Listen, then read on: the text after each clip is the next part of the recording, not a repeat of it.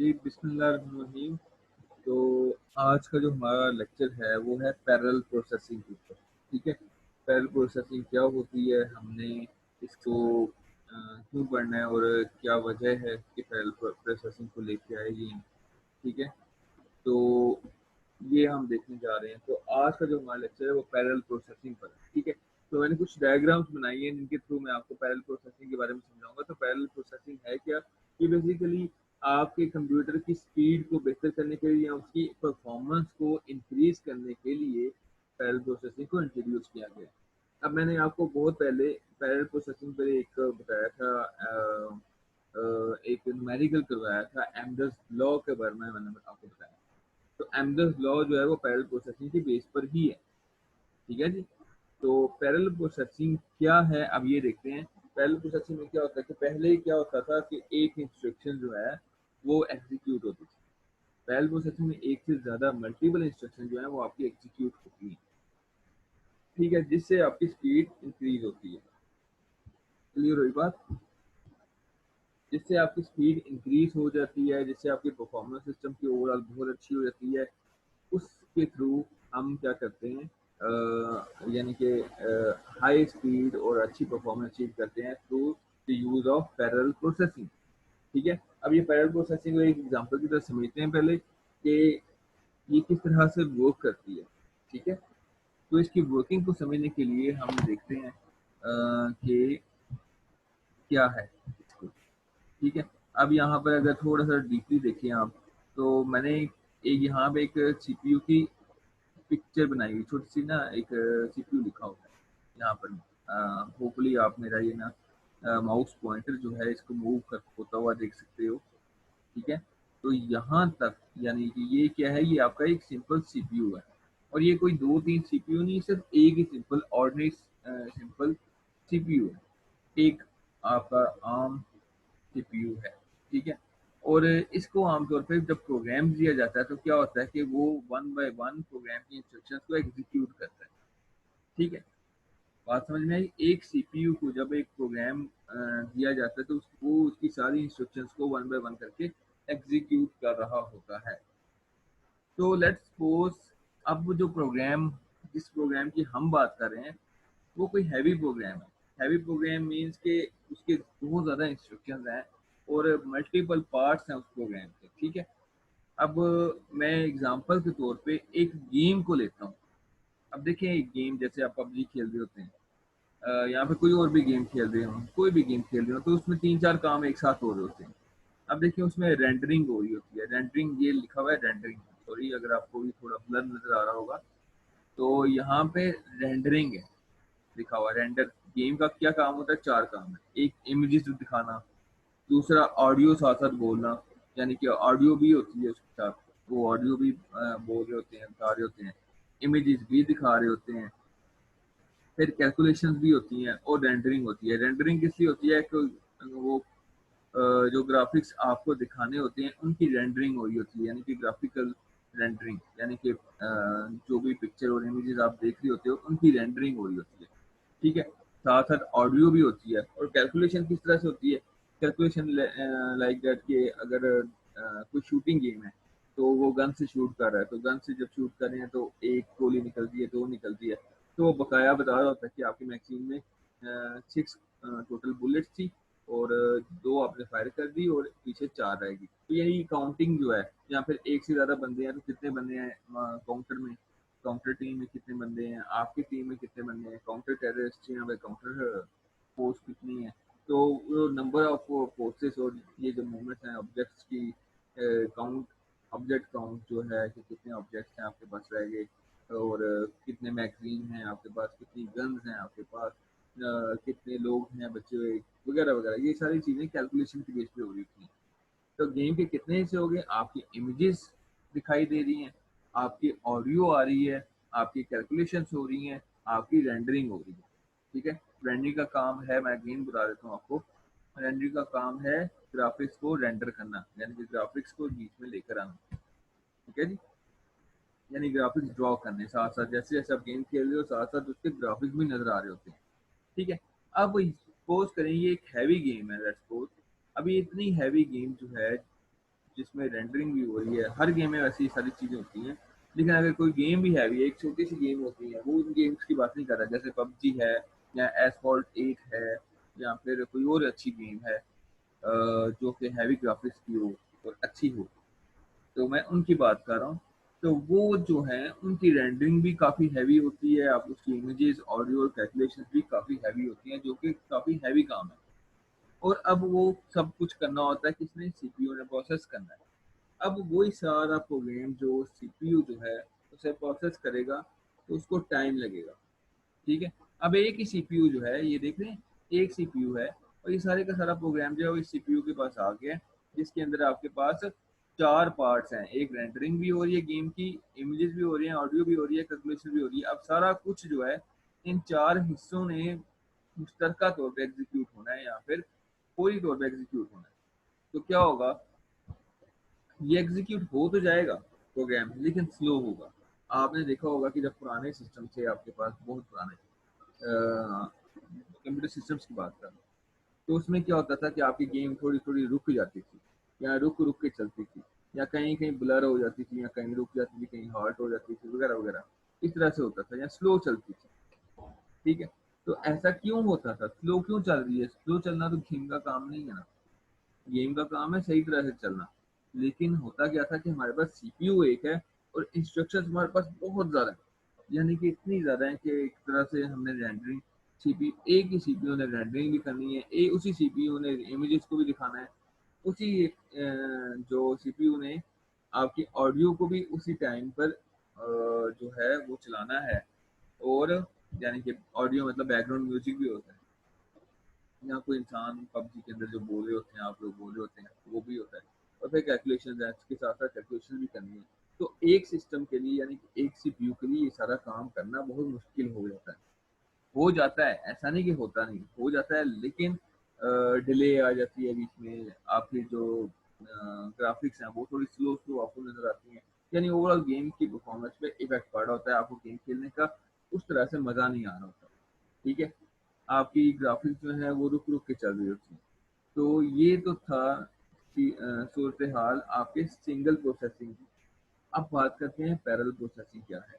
अब मान लीजिए कि देखें, एक सीपीयू था पहले और एक बड़ा सा प्रोग्राम था आपका। अब क्या हो गया, हमने एक चिप ली, उस चिप के ऊपर हमने चार सीपीयू डाल दिए, रख दिए। ठीक है, एक चिप ली, ये नीचे वाली डायग्राम अगर देखें गौर से, तो हमने एक चिप ली, उसके अंदर हमने एक नहीं, दो नहीं, तीन नहीं, बल्कि चार सीपीयू को मेंट कर दिया। ठीक है, यानी बीच में डाल दिया, तो ये मल्टी कोर सिस्टम आपका बन गया। ठीक है, अब क्या होता है, अब ये एक बड़ा सा प्रोग्राम वही जो कि पहले सिंगल सीपीयू को हमने दिया था, अब वो क्या होगा, उसके भी चार हिस्से कर लें आप। ठीक है, उसके भी आप क्या करेंगे, चार हिस्से कर लेंगे, एक दो तीन चार। एक हिस्सा समझ लें इमेजेस का है, दूसरा जो है पार्ट जो है उसका ऑडियो का है, तीसरा कैलकुलेशंस का होगा और चौथा जो है रेंडरिंग का। अब ये चार सीपीयू हैं, हर एक ने एक एक पार्ट ले लिया। ठीक है, पार्ट वन सीपीयू के पास, एक सीपीयू के पास चला गया, पार्ट टू जो है वो दूसरे सीपीयू के पास चला गया, पार्ट थ्री तीसरे सीपीयू के पास, और पार्ट फोर जो है चौथे सीपीयू के पास चला गया। यानी कि इस तरह से क्या हो गया, काम आपका डिवाइड हो गया। ठीक है, तो इस तरह से आपका काम डिवाइड हो गया। तो जब डिवाइड हुआ है तो ये सारा कुछ पैरेलल चल रहे हैं, यानी एक सीपीयू है ना, उसने अपने पार्ट को एग्जीक्यूट करना है और वो अपने तौर पे कर रहा है एग्जीक्यूट। ठीक है, दूसरा जो है सीपीयू, उसने दूसरे पार्ट को एग्जीक्यूट करना है, वो भी सेम टाइम पे कर रहा है। सीपीयू थर्ड जो है उसने भी सेम थर्ड पार्ट को करना है, तो उसने भी, वो भी सेम टाइम पे काम कर रहा है। यानी कि एक बैक वक्त में साइमल्टेनियसली एक ही वक्त में आपका पूरा प्रोग्राम एग्जीक्यूट हो रहा होता है। यानी चार डिफरेंट सीपीयू जो हैं वो उनको एग्जीक्यूट कर रहे होते हैं, और याद रखिए इन हर सीपीयू की अपनी अपनी कैश भी होती है। ठीक है, तो ये एक चिप के अंदर आपके 4 सीपीयूज हैं, और उन हर सीपीयू ने आपके लिए क्या करना है, वो इंस्ट्रक्शंस को परफॉर्म करना है, या प्रोग्राम के इंस्ट्रक्शंस को एग्जीक्यूट करना है सेपरेटली। ठीक है, तो आपका काम जल्दी भी हो जाएगा और परफॉर्मेंस पे भी इफेक्ट नहीं पड़ेगा। तो ये फायदा है आपके पैरेलल प्रोसेसिंग का। पैरेलल प्रोसेसिंग का क्या फायदा है, ये फायदा है कि आपकी जो स्पीड है और परफॉर्मेंस जो है वो इंक्रीज हो जाती है। ठीक है, और आपका काम जल्दी हो जाता है, टाइम एफिशिएंसी आ जाती है बीच में। ठीक है, अब थोड़ा सा आगे जाते हैं और टाइप्स ऑफ ऑर्गेनाइजेशन की बात करते हैं कि ये जो आपके पास पैरेलल प्रोसेसिंग है और सीपीयू की जो अरेंजमेंट है वो किस तरह से की जाए कि हमें पैरेलल प्रोसेसिंग अचीव हो जाए, यानी कि सीपीयू के अरेंजमेंट हम कैसे करें कि हमें पैरेलल प्रोसेसिंग नजर आ जाए या पैरेलल प्रोसेसिंग हम कर सकें। तो दो तरीके हैं, एक है एस एम पी। ठीक है, एस एम पी की बात करते हैं। एस एम पी में क्या है, इसका मतलब क्या है S M P, symmetric multi processor, symmetric multi processor S M P. और सिमेट्रिक मल्टी प्रोसेसर, सिमेट्रिक का मतलब मीन्स है कि यूं समझ लें कि सिमिलर काइंड या सिमिलर मल्टीपल प्रोसेसर, एक ही तरह के जो है आपके मल्टी प्रोसेसर है। तो इसमें क्या हो रहा है, एक डायग्राम मैंने बनाई है, उसको जरा आपको समझना पड़ेगा पहले। ठीक है, तो सिमेट्रिक मल्टी प्रोसेसर काम कैसे कर रहे हैं और इनमें क्या प्रॉब्लम है, या ये एस एम पी आर्किटेक्चर जो है ये क्या है, ये क्या काम कर रहा है। तो अब ये देखें, एक ये जो मैंने लाइन ड्रॉ की हुई है ये क्या है, ये एक बस है। क्या है, एक यूँ समझ लें कि एक बस है, बस। ठीक है, इस बस से आपकी मेमोरी जो है वो कनेक्ट हुई हुई है। ठीक है, बात समझ में आ गई आपकी कि एक मेमोरी जो है वो आपकी पूरी बस के साथ कनेक्टेड है, ये आपकी मेन मेमोरी समझ लें। ठीक है, और इसी बस के साथ आपके तीन प्रोसेसर जो हैं, ठीक है, लेट्स सपोज आपके पास तीन प्रोसेसर हैं, तो तीनों प्रोसेसर की अपनी अपनी प्राइवेट कैश भी मौजूद है। ठीक है, और वो कैश आगे आपके बस के साथ कनेक्टेड भी है, और बस जो है आपकी मेन मेमोरी के साथ कनेक्टेड है।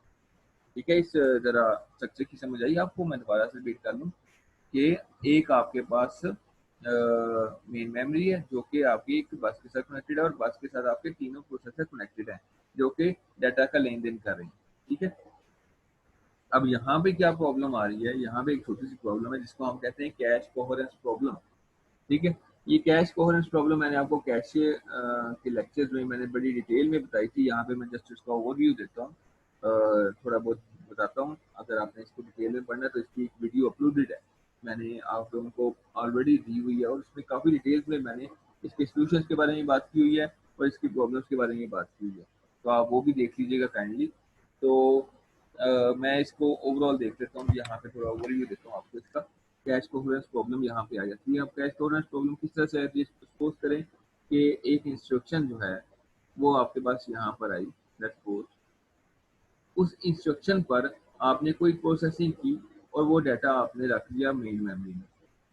ठीक है, अब किसी तरह से वही इंस्ट्रक्शन किसी टाइम पर वही इंस्ट्रक्शन या फिर जो मेमोरी का जो डाटा था या फिर मेमोरी से जो आपने डाटा लेकर प्रोसेस किया वही सेम टाइम पर आपको और प्रोसेसर्स में भी चाहिए। तो जब उसने भी एग्जीक्यूट करके रख दिया, यानी कि डाटा को चेंज किया और डाटा डुप्लीकेट हो गया, यानी इसने डाटा चेंज किया, अभी अपडेट नहीं किया था इसने मेन मेमोरी में, तो दूसरे ने भी एक्सेस कर लिया प्रोसेसर ने, दूसरे के अलावा तीसरे प्रोसेसर ने भी एक्सेस कर लिया, यानी कि इस तरह से आपके मल्टीपल प्रोसेसर ने एक्सेस करके उसको चेंज कर दिया। इससे पहले कि प्रोसेसर वन जो है वो आपका इसको चेंज करके मेमोरी में अपडेट करता, तो क्या इसमें क्या था कि रिजल्ट जो है डिफरेंट हो रहे हैं। इसमें अब क्या हो रहा है, मसला मसला ये आ रहा है कि एक प्रोसेसर ने अभी इसको चेंज किया नहीं था या चेंज किया था, लोकली चेंज किया था, तो दूसरे प्रोसेसर ने भी उसको एक्सेस करके चेंज कर लिया। अब चेंज करके क्या हुआ कि डाटा उसने वापस मेमोरी में स्टोर कर दिया, तो आपका डाटा डुप्लीकेट हो रहा है या फिर डाटा आपका रॉन्ग आ रहा है। ठीक है, तो ये प्रॉब्लम जो है आपकी सिमेट्रिक मल्टीप्रोसेसर्स में आती है। इसके कुछ सॉल्यूशन भी थे जो मैंने आपको वहाँ पे बताए थे, जो कैश कोहेरेंस प्रॉब्लम है। इसके अलावा इसका जो सॉल्यूशन है वो बताया इन्होंने कि आर्किटेक्चर ही बदल दिया उन्होंने कहा कि ये सिमेट्रिक मल्टीप्रोसेसर है। पहले तो इसके सॉल्यूशन पे काम किया गया, जब वो सॉल्यूशन भी खत्म हुआ या फिर वो सॉल्यूशन जब तक काम चलता रहा चलाते रहे, उसके बाद इन्होंने नया एक आर्किटेक्चर इंट्रोड्यूस करवा दिया है। ठीक है, और आमतौर पर ये सिमेट्रिक मल्टीप्रोसेसर ये थोड़े स्लो होते हैं क्योंकि इसमें जो डाटा डुप्लीकेशन आ रही होती है, फिर हम जो इसके सॉल्यूशंस हैं वो सॉल्यूशंस पे बताती हैं कि किस तरह से डाटा डुप्लीकेशन या डाटा जो गलत आ रहा है उसको किस तरह से रिजॉल्व करना है, किस तरह से एक दूसरे की तरफ मैसेज पास करना है ताकि डाटा को कोई दूसरा यूज़ ना करे या गलत डाटा को यूज़ ना करे। ठीक है, तो अब यहाँ पे जो इसका सोल्यूशन है नेक्स्ट वो बताया गया है न्यूमा आर्किटेक्चर के बारे में। न्यूमा आर्किटेक्चर में क्या होता है, non uniform memory access architecture है, ठीक है, non uniform memory access architecture. इसके अंदर क्या हो रहा है, इसके अंदर जो आर्किटेक्चर है वो सारे सारा डिफरेंट हो गया है, ठीक है। उसमें क्या हुआ है, इसमें क्या है कि एक नेटवर्क समझ, ठीक है, एक समझिए नेटवर्क है, उसके जरिए ये सारे प्रोसेसर कनेक्टेड हैं और वो मेमोरी के साथ कनेक्टेड है, ठीक है, अपनी अपनी मेमोरी के साथ, और मेमोरी के साथ इनकी अलग अलग बस जा रही है, ठीक है, अलग अलग इनकी बसें जा रही हैं जो कि आपके नेटवर्क के साथ कनेक्टेड है। अब क्या हो रहा है कि जब भी कोई यहाँ पे बेसिकली इसका नाम क्या है, नॉन यूनिफॉर्म मेमोरी एक्सेस, इसमें नॉन यूनिफॉर्म मेमोरी एक्सेस हो रहा है और ये फास्ट भी है, ठीक है। अब इसमें काम कैसे होता है, इसमें ऐसे होता है कि भाई कोई प्रोसेसर ने कुछ भी प्रोसेस किया, ठीक है, सपोज करें प्रोसेसर ने कुछ भी प्रोसेस किया और डायरेक्ट मेमोरी में रख दिया, मेमोरी में रखने के बाद इस नेटवर्क पे आए, ठीक है। अब वो जब इसने कुछ प्रोसेस करना है या फिर कुछ चीज़ लेनी है तो इसने पहले ये अपने डेटाबेस के थ्रू चेक कर लेना नेटवर्क में कि क्या किसी ने चेंज तो नहीं कर दिया या किसी और प्रोसेसर ने चेंज तो नहीं किया, तो वो पहले देख लेता है, चेक कर लेता है, उसके बाद फिर आगे कंटिन्यू करता है, ठीक है। तो इस तरह से ये प्रॉब्लम जो है नॉन यूनिफॉर्मली जो है वो सॉल्व होती है और ये सिमेट्रिक से सॉल्व बेहतर भी है। और आजकल के सिस्टम में भी यूज जो हो रहा है वो आपका नॉन यूनिफॉर्म मेमोरी एक्सेस ही यूज हो रहा है, सिमेट्रिक को यूज नहीं किया जाता, ठीक है। फिर उसके बाद एक और कंसेप्ट है छोटा सा मल्टी थ्रेडिंग का, इस पर मैं आपको नेक्स्ट वीक इंशाल्लाह क्लस्टरिंग पे और मल्टी थ्रेडिंग पे एक डिटेल लेक्चर दूंगा, ठीक है। तो अभी मैं जस्ट इसकी डेफिनेशन बता रहा हूँ, आपको डिफाइन कर रहा हूँ, ठीक है, मल्टी थ्रेडिंग क्या चीज़ है, जस्ट आपको इसका ओवरव्यू देने के लिए या फिर एक आइडिया देने के लिए ना, मैं आपको सिर्फ इसके बारे में बता रहा हूँ कि मल्टी थ्रेडिंग क्या है।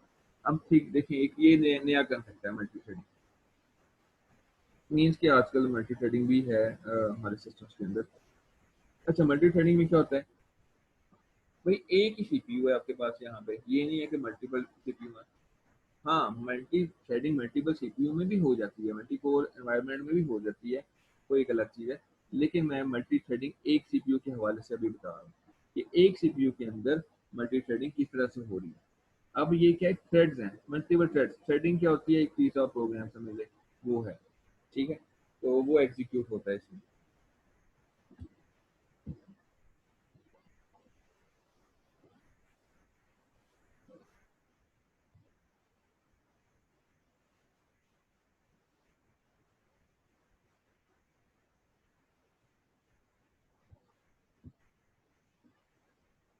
बेटा मेरी आवाज़ नहीं आ रही आप लोगों को, प्लीज़ रिस्पॉन्स करके बताएं। आ रही है सर आवाज। और ये मैं कंटिन्यू करूँ आगे? यस सर, कंटिन्यू करें। ओके, ठीक है। अच्छा, मल्टी थ्रेडिंग में क्या काम होता है, मल्टी थ्रेडिंग में सिंपली ये हो रहा है कि आपके पास एक इंस्ट्रक्शन है, समझ लें उनको तोड़ तोड़ के लाया जाता है, आपकी जो इंस्ट्रक्शन सारी बात है, उस इंस्ट्रक्शन को पार्ट्स के अंदर लेके आया जाता है, ठीक है। तो अब आपके पास इंस्ट्रक्शन है, उसको सब इंस्ट्रक्शन वन और सब इंस्ट्रक्शन टू को का नाम दे देते हैं, ठीक है। यानी कि इंस्ट्रक्शन के दो हिस्से कर लिए हमने, सब इंस्ट्रक्शन वन सब इंस्ट्रक्शन टू, दो से ज़्यादा भी हो सकते हैं वैसे, ठीक है। अब यहाँ पे क्या है, लेट्स सपोज एक इंस्ट्रक्शन के दो पार्ट्स हैं, ठीक है। अब हो क्या रहा है, एक इंस्ट्रक्शन पर कि आपके पास मल्टी थ्रेडिंग एनवायरनमेंट में एक सीपीयू है और हर सीपीयू के पास आपको पता है एक एएलयू होता है और एक कंट्रोल यूनिट होती है, ऐसे ही है ना। तो एक एएलयू भी है और एक कंट्रोल यूनिट भी है। अब मल्टी थ्रेडिंग एनवायरनमेंट में आपके पास कंट्रोल यूनिट एक नहीं होती बल्कि एक से ज़्यादा होंगी, वो कितनी होंगी, टू। मल्टी थ्रेडिंग में याद रखिएगा सीपीयू में कंट्रोल यूनिट दो होंगी। तो ये डायग्राम जो आप देख रहे हैं अपने सामने, तो यहाँ पे सीपीयू, ये जो सीपीयू के साथ नीचे लिखा हुआ है सीयू, सीयू से मुराद है कंट्रोल यूनिट। अब यहाँ पे कंट्रोल यूनिट कितनी है, दो, एक नहीं बल्कि दो है आपके पास। तो अब जब दो आपके पास सीयू हैं तो आपने आपको क्या करना है इसको, अब मल्टी थ्रेडिंग इसमें किस तरह से होती है, होता ही है कि अब एक ही वक्त आपके पास एक इंस्ट्रक्शन जो है वो एग्जीक्यूट हो रही है कम्प्लीटली। कैसे, अगर एक इंस्ट्रक्शन है उसके दो पार्ट्स हैं तो एक पार्ट जो है आपके एक कंट्रोल यूनिट पकड़ लेगी, दूसरा पार्ट जो है वो आपका दूसरे कंट्रोल यूनिट जो है उसके पास चला जाएगा, और दोनों जो है वो कंट्रोल सिग्नल जनरेट करेंगे या वट जो भी प्रोसेसिंग करनी है वो करेंगे। ठीक है, तो इस तरह से आपके मल्टी थ्रेडिंग जो है वो भी परफॉर्मेंस इंक्रीज करता है, और अगर यही चीज़ मल्टी कोर में आ जाए तो मल्टी थ्रेडिंग काफ़ी ज़्यादा इंक्रीज हो जाती है, इस तरह से बेहतर हो जाती है। ठीक है, तो ये था एक छोटा सा कंसेप्ट मल्टी थ्रेडिंग का। इंशाल्लाह इस पर डिटेल वीडियो बनाऊंगा और लेक्चर दूंगा आपको इंशाल्लाह नेक्स्ट वीक में, और नेक्स्ट वीक हमारी लास्ट क्लास है। ठीक है, तो आगे बात करते हैं हम क्लस्टरिंग के बारे में। छोटा सा कंसेप्ट ये भी है, इसको भी देख लें, इस पर भी मैं इंशाल्लाह नेक्स्ट टाइम बात करूंगा डिटेल में। तो क्लस्टरिंग क्या है, क्लस्टरिंग क्या होता है, अब देखिए सपोज करें it is a group of computers, not memory, not CPU, not anything else, a complete computer system। एक पूरा कंप्यूटर सिस्टम जो है वो ग्रुप के अंदर आ गया। ठीक है, ये क्या है, systems are group together for high performance. इसमें क्या है कि सिस्टम्स जो हैं, मल्टीपल सिस्टम जो हैं उनको ग्रुप कर दिया था, यानी कि ग्रुपिंग में लिया था। अब देखें मैं ये नहीं कह रहा, अगर मैं आप लोगों को कहता हूँ कि बेटा आप लोग ग्रुप बनाओ, तो अब ये तो नहीं कहेंगे कि हम जब ग्रुप बना रहे हैं, तीन लड़के ग्रुप बना रहे हैं, तो तीनों लड़कों के दिमाग जो है वो ग्रुप है। ऐसा तो नहीं है, वो तीनों लड़के पूरे अपने पूरे जिस्म के साथ ग्रुप होंगे। ठीक है, पूरे के पूरे पार्ट्स के बॉडी पार्ट सारे ग्रुपिंग में आएंगे। इसी तरह से क्लस्टरिंग के अंदर क्या होता है कि आपके जो कंप्यूटर सिस्टम है, ठीक है, आपके जो कंप्यूटर सिस्टम है वो पूरे के पूरे, यानी कि उसकी हार्ड डिस्क भी है अपनी, उसका रैम भी है, उसकी जो प्रोसेसर अपने हैं, चाहे वो मल्टी कोर सिस्टम है या सिंगल इन्वायरमेंट है, जो भी है, वो सारे का सारा पूरा सिस्टम जो है वो एक क्लस्टर के अंदर आ गया। ठीक है, और ग्रुप ऑफ सिस्टम्स को मतलब कि एक से ज़्यादा आपके पास क्लस्टर में 3 4 5 6 10 15 20 40 वट एवर, इस तरह से आपके पास नंबर ऑफ सिस्टम्स होते हैं जिनको आप ग्रुप कर रहे होते हो, और वो रिएक्ट कर रहे होते हैं, वो ग्रुप की फॉर्म में एक पीसी बन के रिएक्ट कर रहे होते हैं। यानी कि देखने वाले लोग या यूजर जो है उसको पता नहीं चलता, यूजर को सिर्फ पता होता है कि भाई मैं किसी एक सिस्टम से बात कर रहा हूँ या मैं एक सिस्टम के साथ इंटरेक्ट हो रहा हूँ। लेकिन एक्चुअली में जो कंपनी होती है जिसने ये क्लस्टरिंग की होती है या जो बड़े बड़े ऑर्गेनाइजेशन होती हैं जिन्होंने मेन फ्रेम्स और इस तरह से वगैरह या ये जो क्लस्टरिंग वगैरह की है जिन्होंने, उनको पता होता है कि भाई ये जो है क्लस्टरिंग के अंदर हमारे पास मल्टीपल सीपीयूज हैं या मल्टीपल प्रोग्राम ये पीसी हैं, पर्सनल कंप्यूटर्स हैं। ठीक है, तो इसमें क्या होता है कि जो चीज़ इंटरेक्ट कर रही होती है इसके साथ उनको पता नहीं होता, उनको यही लगता है कि हम किसी एक सिस्टम के साथ या एक पर्सनल कंप्यूटर के साथ अटैच है, या कोई एक ही जो सर्वर है वो हमें रिप्लाई कर रहा है, इस तरह से उनको पता चलता है। लेकिन इसमें क्या होता है, इसमें एक से ज़्यादा कंप्यूटर जो हैं वो टोटली इन्वॉल्व हो जाते हैं बीच में, और अपने रिसोर्सेज को भी शेयर कर रहे होते हैं। आपकी जो इंस्ट्रक्शंस हैं या जितने भी जो बिग डाटा है या वट, जो भी कुछ इंस्ट्रक्शन है बड़ी, लेट्स सपोज प्रोग्राम है कोई बहुत बड़ा, तो उसको एग्जीक्यूट करना है या फिर कोई बड़ा मेगा प्रोजेक्ट है उसको उस पर काम करना है, तो उसके लिए आपकी क्लस्टरिंग भी की जाती है। ठीक है, क्लस्टरिंग की जाती है फॉर ग्रेटर परफॉर्मेंस, बहुत अच्छी परफॉर्मेंस के लिए, क्योंकि उसमें सारी चीज़ें इन्वॉल्व हो जाती हैं। कुछ उधर जा रही हैं, कुछ किसी सिस्टम के पास जा रही हैं वो एग्जीक्यूट कर रहा है, कुछ इंस्ट्रक्शन किसी और सिस्टम के पास जा रही हैं वो एग्जीक्यूट कर रहा है। इस तरह से मल्टीपल सिस्टम जो है वो इन्वॉल्व होते हैं और ग्रुप हो जाते हैं, और वो रिएक्ट कर रहे होते हैं एज ए वन सिस्टम। याद रखिएगा, group of system reacts as a one system, यानी कि आपके ग्रुप के अंदर चाहे 2 सिस्टम है या 10 सिस्टम है या 50 सिस्टम है या 1000 सिस्टम है, वो एक सिस्टम के तौर पर काम कर रहे हैं, नजर आ रहा है ओके, वो एक सिस्टम है। ठीक है, वो मिलके काम कर रहे होते हैं बस। ठीक है, तो ये जो क्लस्टरिंग जो है ये बहुत हाई लेवल की चीज़ है। ठीक है, और इसमें क्लस्टरिंग की जाती है ताकि सिस्टम जो है वो अपनी बहुत अच्छी परफॉर्मेंस दे। तो इनकी अब एप्लीकेशन में देख लेता हूँ। अभी तो मैंने जो पढ़ाया है पैरेलल प्रोसेसिंग के बारे में, क्लस्टरिंग के बारे में, मल्टी थ्रेडिंग के बारे में, तो इनकी जो एप्लीकेशन है वो कहाँ कहाँ इनको यूज़ किया जाता है मैं वो आपको बताना चाहता हूँ। अब वो क्या है, वो कौन सी एप्लीकेशन हैं।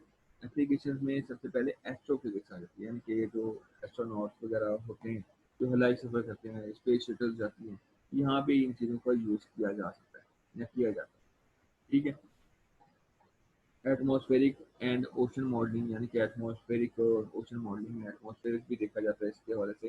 फिर कंप्यूटर एडेड डिज़ाइन CAD जो थर्ड नंबर पे है, थर्ड नंबर पे आपका CAD कैड लिखा हुआ है, कंप्यूटर एडेड डिज़ाइन। ये ऑटो कैड और इस तरह से जो हैवी सॉफ्टवेयर हैं उनको यूज़ करने के लिए यूज़ होता है। या मिलिट्री एप्लीकेशन हैं, ठीक है। मिलिट्री एप्लीकेशन में आपके पास मिसाइल टेक्नोलॉजी और या मिलिट्री की मालूमात रखने के लिए वो यहाँ पे यूज़ हो जाते हैं। फिर very large scale integration, VLSI, very large scale integration design. इसमें क्या है, इस CPU के डिज़ाइनिंग के लिए यूज़ हो रहा है, ठीक है। ये किस लिए यूज़ हो रहा है, CPU के डिज़ाइनिंग के लिए। जैसे कि अब देखें आपका CPU है, वो कितना छोटा है, मतलब कि इतना छोटा है और उसके अंदर भी हज़ारों ट्रांजिस्टर लगे हैं, ठीक है।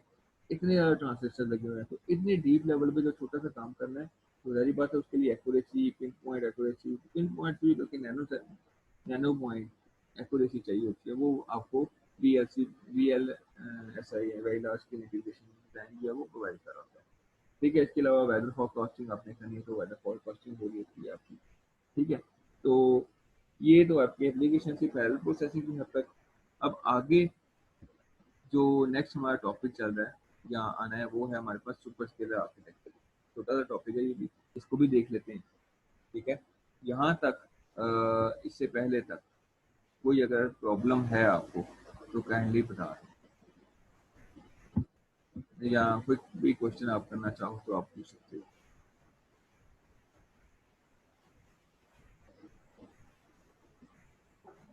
ना सर। एनी प्रॉब्लम, कोई भी प्रॉब्लम या कोई क्वेश्चन है तो आप पूछ सकते हो।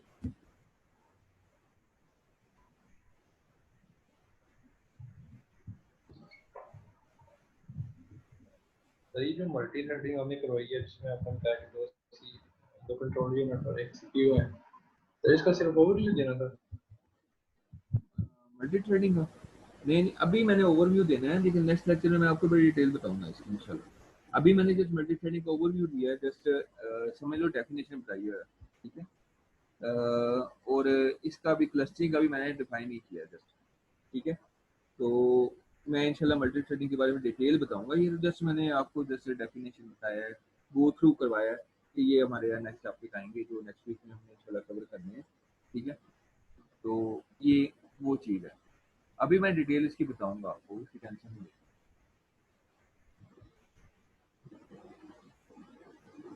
ठीक है जी, आगे चलें हम।